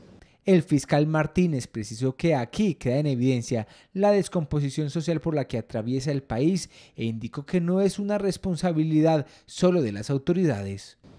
Eso muestra que la cultura de la violencia tocó las puertas de la familia en Colombia y requiere una acción sistemática que involucre a las políticas educativas, culturales y de protección de la familia, en particular del Instituto Colombiano de Bienestar Familiar. El más reciente informe de la Fiscalía revela que en lo que va corrido del año 2019 han sido aprehendidos en Antioquia más de 600 menores cometiendo algún delito. La Fiscalía General de la Nación junto con el Gobierno Nacional adelantan el proceso de extradición de los jefes de la organización delincuencial La Oficina, esto para evitar que sigan delinquiendo desde las cárceles. El gobierno nacional precisó que viene adelantando diferentes contactos con fiscales norteamericanos para avanzar en las extradiciones de los principales cabecillas de la oficina que han sido capturados en los últimos años. Se han establecido contactos con fiscales de las Cortes de Nueva York y la Corte de Miami, donde venimos entregando elementos e información suficiente para poder que estos fiscales soliciten estas órdenes de extradición para estos cabecillas del cuerpo colegiado. Las autoridades indicaron que muchos de estos cabecillas continúan impartiendo órdenes desde las cárceles y que por eso se hace un llamado urgente para que estas personas sean extraditadas. Son estas cabezas más importantes que tenemos en la ciudad de Medellín, que para nosotros y para el gobierno es muy importante su extradición, a fin de evitar que ellos sigan delinquiendo en nuestras ciudades, que a pesar de estar detenidos en las diferentes cárceles, desde allí siguen impartiendo órdenes a su estructura, y por eso se nos hace más difícil combatir los fenómenos criminales en la ciudad. La Fiscalía precisó que espera que antes de finalizar este año estas medidas puedan ser efectivas. Operativos, pago de recompensas y publicación del cartel con los delincuentes más buscados son algunas de las estrategias que tienen la Fiscalía, el Ejército y la Policía Nacional para enfrentar los problemas de seguridad en el Bajo Cauca antioqueño. Vamos a empezar a buscar una mayor participación de la ciudadanía en estos procesos. Lo primero es que, de acuerdo a todo lo que se haga en esta semana, vamos a poner unas recompensas para que seamos capaces juntos, todo el Estado, de echarle mano a las 5 o 10 cabecillas más importantes de la zona. Lo segundo es que queremos luchar contra los laboratorios. Lo primero que hemos logrado recoger es que en la zona tenemos cerca de 200 laboratorios de producción de coca. Fueron capturados 3 funcionarios de la Alcaldía Municipal de Apartadó en Antioquia. Estas personas están acusadas de defraudar al municipio por más de 2.200 millones de pesos en contratos. Después de que el alcalde de Apartadó, Eliezer Arteaga Vargas, denunciara ante la Fiscalía General de la Nación una presunta red de corrupción que operaba al interior de su administración, las autoridades capturaron a 3 secretarios por presuntamente pertenecer a una red para desviar los dineros que le ingresaban al municipio. Gracias a la denuncia del señor alcalde, la Fiscalía General de la Nación capturó a 3 funcionarios del municipio de Apartadó vinculados a las finanzas municipales, que hacían acuerdos con comerciantes y con ciudadanos para distraer los recursos derivados de los impuestos de ese municipio y apropiárselos en sus propios bolsillos. Según el fiscal general de la Nación, el desfalco a la administración municipal ascendería a los 2.000 millones de pesos. No para la polémica por la instalación de vallas contra la JEP por parte del Centro Democrático. Desde el Consejo de Medellín, la concejal Luz María Múnera rechazó estas vallas. Entre tanto, Juan Espinal, representante de la Cámara por el Centro Democrático, las defendió. Tras la polémica generada por la instalación de las vallas del Centro Democrático en Antioquia, donde se cuestiona directamente por la postura de quienes prefieren estar con las víctimas o victimarios en relación a la JEP, la concejal del Polo Democrático Luz María Múnera considera que esta estrategia es un desacierto que divide al país y deja por fuera muchos temas del proceso de paz. Pero no se nos puede olvidar que una de las cosas que por la que a la JEP no la quieren en este país es porque está hablando y tiene que hablar del problema de tierras que le hemos quitado, también producto del conflicto, a los campesinos durante años y años. Y de eso nadie quiere hablar porque decidieron montar pancartas para hablar solo de unas víctimas, las víctimas de las FARC, que hay que hablar de ellas y que deben estar en primera línea. Pero también aquí hay que hablar de las víctimas del ejército, de los falsos positivos, de la policía y de los paramilitares. Una de las vallas fue colocada en la vía Medellín-Bolombolo y la otra en el municipio de Caldas. Ambas, según el representante a la Cámara, Juan Espinal, son solo una manifestación de una posición y están ajustadas a la Ley 140 de 1994. Hoy las víctimas reclaman que se les reconozcan sus derechos vulnerados por las FARC. Y yo creo que es un tema elemental.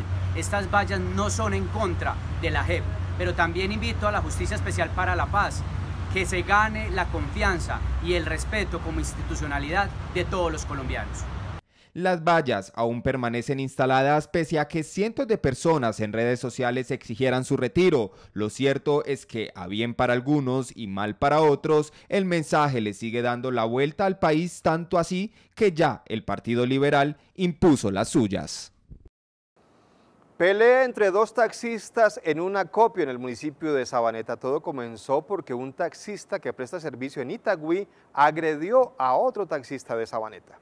El día de ayer en horas de la noche se registró una riña entre dos conductores de taxi. Según las versiones que logró conocer este medio de comunicación, hasta un acopio ubicado en el municipio de Sabaneta, llegó un vehículo con matrícula de Itagüí. Segundos después, llega otro vehículo al acopio del municipio de Sabaneta. Este intentó adelantar al conductor, lo que generó una riña entre ambos. El taxista con el vehículo matriculado en Sabaneta resultó herido y fue trasladado a un centro asistencial. Fue ayer a las 8 de la noche, más o menos. Lo cogieron solo, porque llegó y les tocó porque estaban en el acopio, se hizo adelante y por eso lo agredieron, por esa cuestión. El uno lo cogía y el otro lo golpeaba. Ahí hay concierto para delinquir, 13 años más o menos. Agresión en la cara y todo. Y ahí había un ilegal, un primo de él. Ahí trabajan los de afuera, la mayoría con ilegales. Y aquí la policía no hace nada. Mañana tenemos reunión, Secretaría de Movilidad y gerentes y gente que viene reemplazando las empresas, las 4 empresas. Vamos a ver en qué quedamos, porque Secretaría no ha querido hacer nada. Por su parte, la administración municipal manifestó que se realizó la respectiva captura del agresor y fue dejado a disposición de las autoridades. En Sabaneta hay 580 taxis matriculados y 13 acopios. Nosotros hacemos una pequeña pausa, pero en segundo regresamos con más Cosmovisión Noticias. Después de muchas críticas, por fin comienza el proceso de modernización de la red semafórica del municipio de Itagüí en Antioquia. La inversión supera los 11.000 millones de pesos. Así luce la red semafórica del municipio de Itagüí. Según la administración municipal, lleva más de 25 años y en la actualidad están obsoletas. Pero comienza el cambio con una red semafórica nueva. Está bastante obsoleta y por eso la buena noticia para todos los itagüiseños es que la vamos a renovar. Una inversión de 11.000 millones de pesos entre el área metropolitana del Valle de Aburrá y recursos propios del municipio de Itagüí. Vamos entonces a intervenir 64 cruces que hay actualmente en la localidad y vamos a instalar 15 cruces nuevos, los cuales van a permitir que el municipio tenga mejor modernidad en toda la semaforización y que haya más seguridad para todos los peatones. Estos semáforos tienen tecnología de punta que ayudará a las personas con alguna discapacidad. Los semáforos tendrán entonces inclusión para las personas con discapacidad, los invidentes, para las personas también sordas y de esta manera entonces también acompañado de otros proyectos como los andenes, además de lo que estamos logrando con las ciclorrutas y mucho trabajo que estamos realizando en nueva apertura de vías. 6 meses aproximadamente tardará este proceso de transformación. La policía se tomará por la fuerza el edificio Babilonia en Itagüí, que se encuentra evacuado actualmente. Esto porque algunas personas, aparentemente enviadas por los constructores, se han tomado la edificación y además han desinstalado sensores de monitoreo instalados allí por el CIATA. Quienes construyeron el edificio de Babilonia en el municipio de Itagüí, el cual tiene fallas estructurales, tienen a una persona viviendo allí, con el fin de evitar el ingreso de los funcionarios de la administración municipal. En los próximos días se hará un operativo con la fuerza pública. Con el monitoreo con el CIATA hemos tenido una dificultad y es que el constructor y su abogado pues han tenido un comportamiento que consideran ellos que es el adecuado y tenemos una dificultad para ingresar al edificio y reinstalar los equipos del CIATA, que son los que nos dan seguridad. En pocos momentos estaremos adelantando el operativo pertinente para poder ingresar a la propiedad y hacer las instalaciones técnicas a que haya lugar. Se espera que en aproximadamente 15 o 20 días se tome una decisión acerca del edificio. Doctora, hoy estamos avanzando, este funcionario ha venido avanzando en la revisión. Primero se descartó la posibilidad de hacer un nuevo estudio que solicitaron los propietarios del edificio por razones de conveniencia, entendidas como el costo que tiene esto para la administración municipal. Estamos a la espera de que este funcionario nos pueda dar una respuesta definitiva y avanzar en una decisión final sobre este tema que esperamos que en los próximos 15-20 días podamos tener ya una decisión definitiva. El concepto de la administración municipal es demoler el edificio teniendo en cuenta las fallas graves que presenta. Después de 32 años, la aerolínea de Antioquia ADA suspende sus operaciones. La reducción de los ingresos no ha permitido que se sorteen los gastos de operación de esta aerolínea. ADA, la aerolínea antioqueña, con 12 vuelos que durante 32 años permitieron conectar al país, tomó la decisión de suspender su operación desde este viernes 29 de marzo.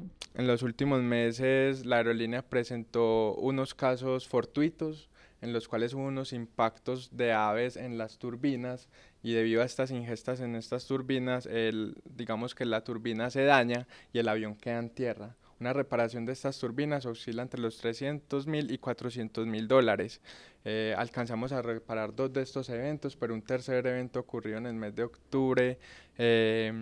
No tuvimos los recursos financieros para habilitar este motor, lo que generó un déficit, digamos, en la operación y en el punto de equilibrio.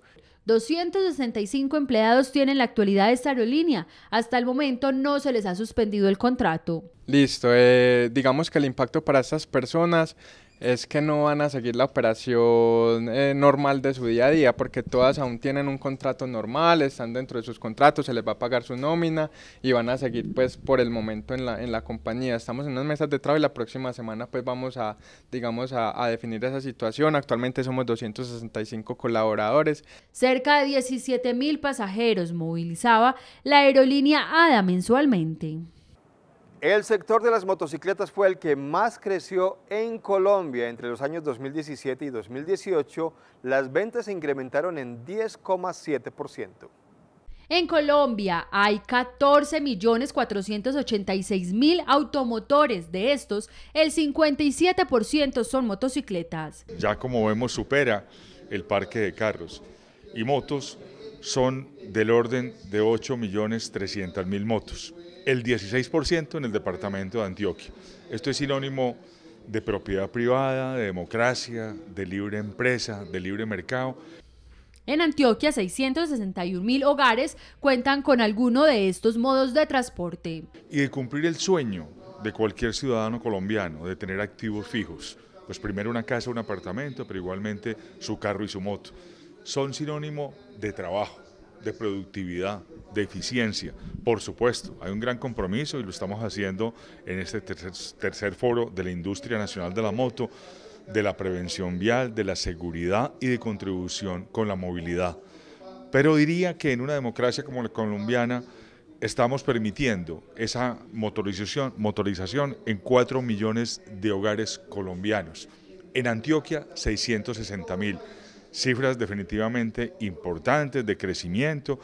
Terminamos en ventas en motos en el 2018 con 547.000 motos, cifra bastante trascendental en el concierto latinoamericano, y prospectamos en compañía del gremio Colega Lavandi y Fenalco terminar con 580.000 motos en la vigencia del 2019.